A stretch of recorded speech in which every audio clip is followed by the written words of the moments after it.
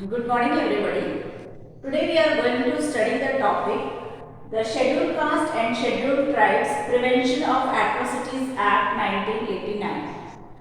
In the previous video we have studied that Ratnam fight for justice, or he said that they were facing marginalization or discrimination, and he filed the case on the basis of this act.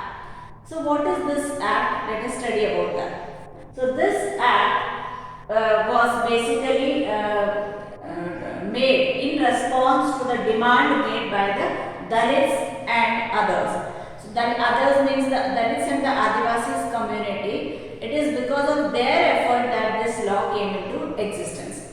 Now the Dalits and the tribals and the other marginalized communities were facing humiliation, ill treatment and so many problems from the rest of the society or the upper caste people.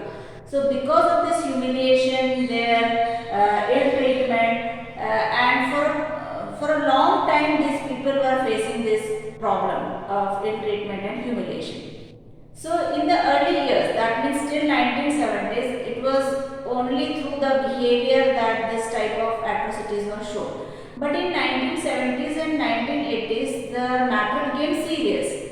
Now the people of higher caste started acting violently over these lower caste people, also called marginalized group.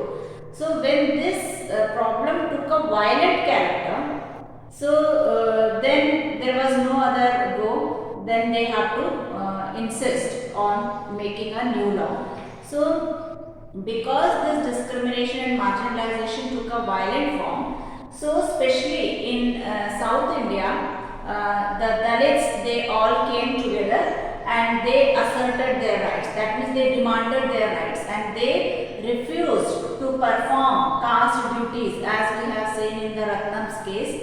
So similarly, many other rituals were prevailing in South India. So these people refused to do those rituals and they insisted that they should be treated equally.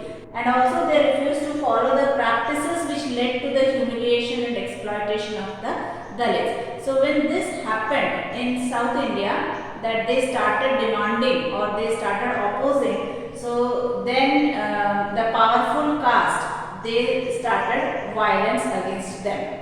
So as long as these people keep quiet, the upper caste will keep on doing injustice to them. But when they start speaking, the upper caste starts violence. So this is what happened in South India. So fed up of all this, the Dalits or the tribal groups or the marginalized group, they wanted to show the government that untouchability was still practiced, though in a hideous form. Hideous form means in the hidden form. The government may not come to know or the common public may not come to know, but it was there in the society. So the Dalits wanted to indicate to the government that the untouchability is still practiced in the hideous form or the hidden form, and that is why they demanded that new laws should be made in which whole sort of violence should be mentioned, all sort of things should be mentioned, that for what behavior what punishment will be given. So that will be an elaborate law. So such type of law was